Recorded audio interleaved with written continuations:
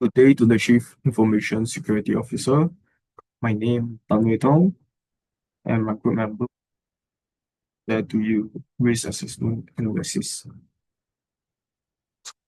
There are four key digital assets in the company, which is cloud infrastructure, internal office network, customer web portals, and employee endpoint. For me, I'm going to talk about cloud infrastructure. Cloud infrastructure. There are five main vulnerabilities. First, account control. Through hijacking, the attacker gain access to sensitive data. Second, malicious insider. Malicious insider will be able to access to the sensitive data. Third, data control. Sensitive data being leaked unintentionally. Fourth, management console security. UIS and APIS, source of security vulnerability. The last, multi-tenancy issue. Multiple users share the same underlying infrastructure. The first threat, account control through hijacking. Hijacking under account control, where attacker gain unauthorized access to user account or credential. There are some methods that attacker use, such as phishing, deceptive email or message containing malicious link to trick user into revealing personal data like login credential. This allows attacker to gain access to cloud infrastructure. Risk severity moderate. The report, based on survey over 300 global security leaders, revealed that 83% of the organization experienced at least one account takeover in the past year. Within 45.5% report more than 5 incidents, and nearly 20% experience over 10. Mitigation. By requiring users to verify their identity through multiple authentication factors, such as password combined with a verification code or biometric scan. Countermeasure. Add an extra layer of security beyond password, for example, multi-factor authentications. Next, malicious insider. A malicious insider is one of the most dangerous platform threats in cloud environment because it involves individuals within the organization. Those insiders can infiltrate organization resource intentionally, destroy or corrupt valuable data, reduce asset productivity, and disrupt operations. Risk severity low. A 2021 survey by Phenomena Institute and Proofpoint revealed that organizations spend an average of 15.4 million annually on insider threat, with a 34% increase from 2020, with each incident taking around 85 days to contain. Mitigation. Implementing strong security management process, such as monitoring user activity through protocol reports. Countermeasure. Deploy user activity monitoring tools such as Splunk. Third, data leak. Data leak through misconfiguration. Data leak can be access setting, insecure APIs, or unauthorized data transfer, especially when proper check and validation mechanisms are lacking. Risk severity moderate. 45% of all data breach are cloud-based, and among those, over 27 result, especially from public cloud, security incidents due to target attack. Mitigation. Implement robust encryptions for data at rest and in transit, coupled with security key management for data integrity.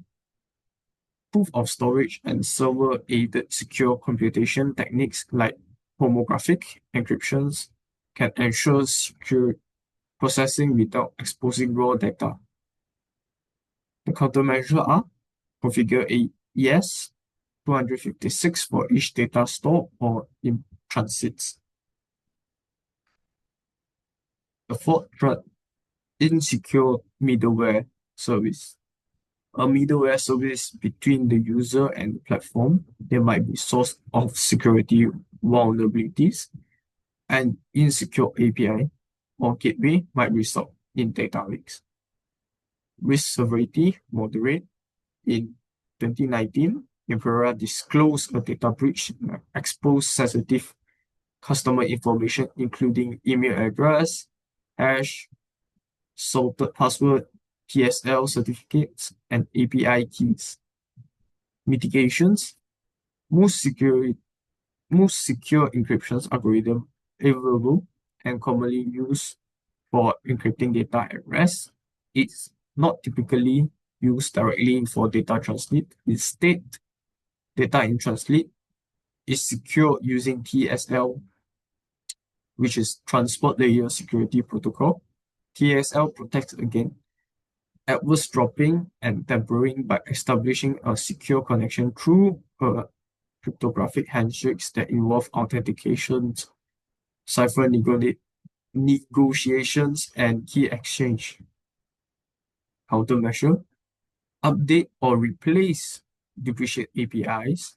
The best way to configure API gateway without the last multi-tenancy issue. Multiple user and organizations share the same underlying infrastructure and resource. Threat arise from potential for side channel attack, where one tenant may infer sensitive information from another through shared resource visibility. Risk severity is low. Why? In my perspective, the potential risk posed by multi-tenancy in cloud computing environment is relatively low, especially when considering the maturity of modern cloud infrastructure and the limited number of high-profile incidents reported, especially due to tenant isolation failure. Mitigation: to reduce risk, cloud service providers such aim for lightweight and less complex hypervisor, and a simpler software is generally easier to secure and audit. Regular auditing is the key mitigate to this problem. Countermeasure: we can use separate database or container per tenant to prevent cross-tenant data access. That's all for me. Thank you. Hello everyone, I'm Sadim from the Cybersecurity Fundamental class. Okay, so today I will represent the assessed to internal office network. There is 5 main vulnerability.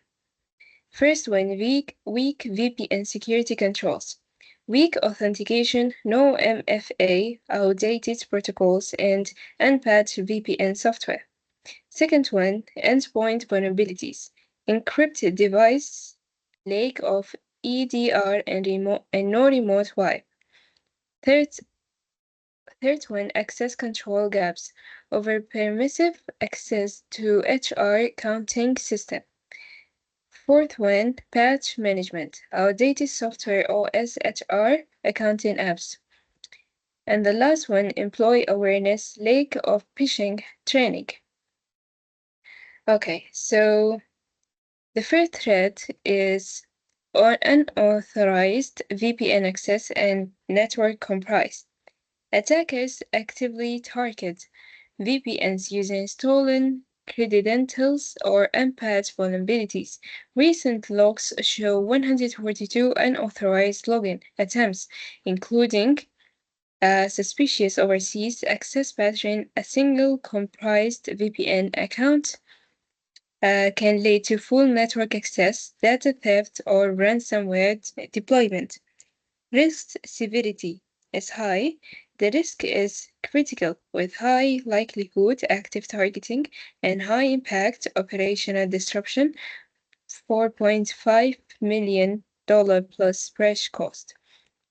Unpatched VPN flows increase exploit potential by 300 percent.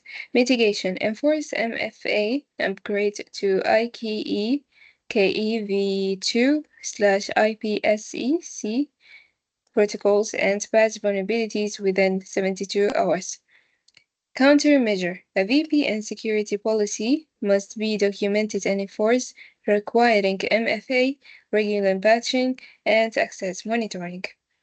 Okay. Second threat is data theft via lost stolen devices. One laptop is stolen every 53 seconds. An encrypted device gives direct access to HR accounting system. Risk severity high. Likelihood medium. Two devices lost last quarter. Impact high. $49K per device crash potential. Mitigation. Implement full disk encryption, BitLocker, file vault, deploy MDM for remote wipe, and require strong device authentication. Countermeasure, enforce an endpoint protection policy. Threat number 3, insider data misuse theft. Employees are comprised accounts can access downloads sensitive data. Irregular access pattern detected.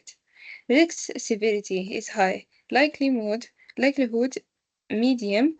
Impact high. $4.88 million average press cost. Mitigation. Apply least privilege access, conduct quarterly permission reviews, and deploy DLP monitoring. Countermeasure. Implement least privilege access policy. Threat number 4. Ransomware, ABT exploitation, and patch system are targeted within 15 days of vulnerability disclosure. Risk severity critical. Likelihood high. Impact is critical. Mitigation. Automate patching within 74-hour SLA for critical updates and perform monthly vulnerability scans. Countermeasure. Enforce a patch management policy. Okay, and the last threat is threat number 5, credential theft via phishing. Attackers now use AI-generated emails, fake IT support calls, and cloned executive voice.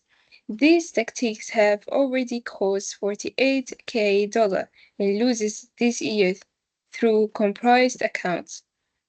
Risk severity medium, with phishing involved in 68% of breaches. Our 30% failure rate creates frequent opportunities for attackers, while individual incidents average $48K. They often enable larger breaches. Mitigation. Conduct quarterly phishing simulation and mandatory security training for all employees. Countermeasure. Implement security awareness program. And that's all for the assessed 2. And thank you. Hi, my name is Song Ziyang. I'm going to talk about the asset 3, customer web portal. So these are the vulnerability. The first one is input validation, insecure session handling, and insufficient user authentication validation. The second one will be without strict validation. The third one will be without robust authentication design. And the last one will be fake or outdated QR code may lead user to malicious portal. So the first threat will be phishing and credential theft. Phishing is a severe and growing threat that targeting customer web portal, and it involves tricking user into visiting fake website that mimic the legitimate portal to steal login credentials. Attackers exploit users' inability to verify site authenticity, often using malicious QR code or proof URLs. And this is high risk. According to the validation study, phishing was responsible for 88.87% reduction in credential theft after implementation of the secure validation. This illustrates the massive impact phishing can have if left unchecked. The risk is elevated due to widespread user awareness and ease of proofing the portal. The mitigation is use digital signature and time-bound QR codes to validate the legitimacy of the web portal before authentication, and enforce the HTTPS and the TLS encryption. The countermeasure will be digital sign the QR code and validate them during the login. The threat tool will be SQL injection. SQL injection manipulate backend queries using crafted input. This enables the unauthorized access to the user record, login bypass, or even the full database control. This is also a high risk. SQL injection attacks have consistently ranked amongst OWSP top 10 risks. Exploiting this on a financial web portal could be expose critical customer data and destroy trust. The mitigation will be using prepared statement, parameterized queries, and input validation to avoid the dynamic SQL concatenation. And the countermeasure will be apply strict input validation and use parameterized query. And the third one will be unauthorized access. Without the authentication protection, attacker can bypass the control and gain unauthorized access to the account. For instance, phishing page can rely credential to the real website, or fake login may be processed without full backend verification. This is especially critical in financial platforms where unauthorized access leads to sensitive data theft. It's also a high risk because this threat represents a direct compromise of account security. The lack of secondary check can allow automate or replay login attempt. So the mitigation would be to prevent unauthorized portal access, especially due to QR phishing or redirect proofing, apply layer technical control outline. The countermeasure would be enforce the cryptographic login verification using signed tokens. And the last one will be the QR code proofing. Fake or outdated QR code may lead user to malicious portal, and user often scan QR code in a hurry without verifying their origin, allow attackers to intercept credential through clone site, and this risk will be moderate. QR code spoofing is simple to execute and highly effective against mobile user. However, the risk is moderate because proper QR code validation mechanism significantly reduce its effectiveness. The mitigation would be digital sign every QR code using a backend management private key. Each scan should be verified the timestamp and the signature before redirecting to the user. The countermeasure will be validating all QR codes against expiration date, time, and hash during the login section. Yeah, that's all for the customer web portal. Thank you. Good day, everyone. First of all, let me introduce myself. My name is Afrianis Kianugra. Today, I will present about SF4, which focuses on employee endpointment. Okay, without further ado, let's get started. Here are the 6 main vulnerabilities I have identified. So the first one is data leak from BYD devices due to lack of centralized control and unsecure device loss. Second, BYD devices exploit for distribute denial of service DDoS attacks. Third, malware infection through third-party apps, phishing links, or a compromised website. Fourth, network level attack. Example, ARP, poisoning. And then fifth, weak or inconsistent data encryption on employee endpoint. The last one is unprotected endpoint devices due to missing encryption and remote wipe capability. Next, the first vulnerability is data leak from BYD devices due to lack of centralized control and unsecure device loss. Hijacking through account control happens when attackers use phishing, like fake emails or link, to trick user into giving away their login details. This gives the attacker access to cloud system. Next, the first threat is data leak. This weakness poses major risk in BYD environment, where employees use personal devices to access corporate networks. Data leak can happen when employees access sensitive company information using personal device outside the corporate environment, since organizations often lack control over this personal endpoint. Risk severity is high. Public Wi-Fi, weak encryption, and poor device control increase MITM and data theft risk. Risk treatment: to mitigate, enforce VPN, TLS, and two-factor authorization for all BYD devices. Share, apply zero trust network for vendors and temporary users. Retain, accept risk for low impact system with strict monitoring. Countermeasure: configure BitLocker Windows or file vault make across all endpoints. AES 256, MDM platform, for example, Intune. The second vulnerability is BYD device exploit for distribute denial of service, or DDoS attacks. Hijacking under account control occurs when attackers use phishing, like fake emails or malicious links, to steal user credentials. This gives them unauthorized access to account and cloud infrastructure. Threat: DDoS via BYOD devices. In a BYOD environment, personal devices without strong security controls can be hijacked by attackers and used as part of a distributed denial of service attack. This attack flood enterprise network with malicious traffic, disrupting service and damaging operational continuity. This weakness system availability and can lead to significant business and reputation loss, based on MIT Technology 2014. And the risk severity is high. The risk is considered medium to high actually, depending on the attack scale and service critically. Compromised BYOD device can amplify DDoS attacks, leading to immediate service disruption and potential business impact. The risk treatment: to mitigate, use DDoS protection tools, for example, Cloudflare, AWS Shield, and filter traffic. To share, offload non-critical system to cloud providers with SLAs. Retain, accept minimal downtime for low priority system with backup in place. Countermeasure: enforce encryption, remote wipe, app persistence via MDM, for example, Microsoft Intune or Gem. Next vulnerability is malware infection through third-party apps, phishing links, or compromised website.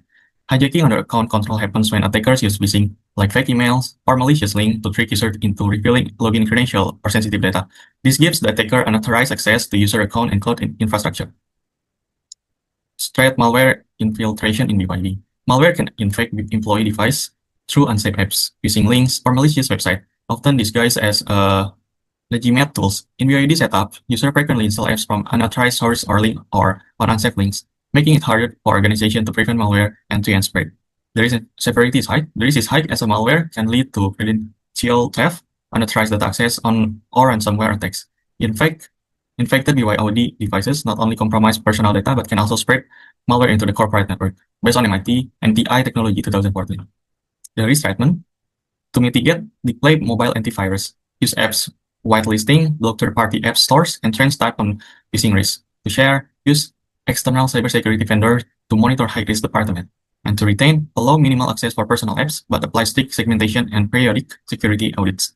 For the countermeasure, organizations implement a BYD program must ensure that their internal policies are consistent with regulatory standards such as the General Data Protection Regulation (GDPR), HIPAA, and PCI DSS. And this countermeasure for BYD in employee endpoint. Policies and procedure. Organizations should align BYD policies with standards like GDPR and define approved device apps and user responsibility to user to reduce risk like unauthorized access. Then the security control: use MDM, tools like Microsoft Intune, and enforce security setting, monitor device, block non-compliant access, and remotely wipe lost or compromised devices. For the people, employees should be trained on strong password updates and safe network use. VPNs must be used for remote network. Ongoing awareness helps reduce BYD risk. Next, vulnerability is network-level attacks. Example, ARP poisoning from likes of IDS, DAI, and port authentication. Account hijacking happens when attackers gain unauthorized access to user accounts, often through phishing email or fake links that trick user into revealing credentials. This lets attacker access systems like cloud infrastructure. This threat is MIT attacks and credential theft. Attackers can exploit this weakness using ARP poisoning tools to intercept usernames, password, and even perform lateral movement within the network. Stolen credential can compromise multiple systems. Risk severity is moderate. The risk is moderate as undetected credential theft and password reuse can lead to full system compromise, especially without strong network protection in place. The risk treatment: to mitigate, deploy the AI and then 802.1x authentication and IDS, restrict admin access to authorized IPS, and enforce strong password management. To share, IT admins, network teams, and employees share responsibility. Regular penetration tests help identify weak spots.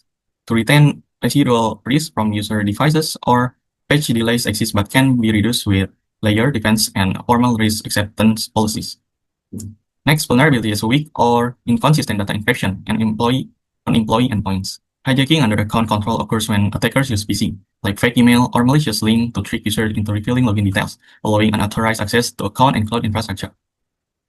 Distress data sniffing and interception. Without full data encryption, attackers can intercept post-login communication using tools like Wireshark or Rogue Access Point, extracting sensitive company information with minimal effort.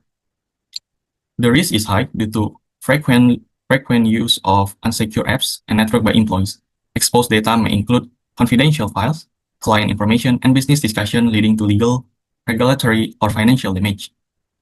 The risk treatment: to mitigate, enforce SSL or TLS, and end-to-end encryption for all device communication. Deploy security servers to encrypt traffic during transmission.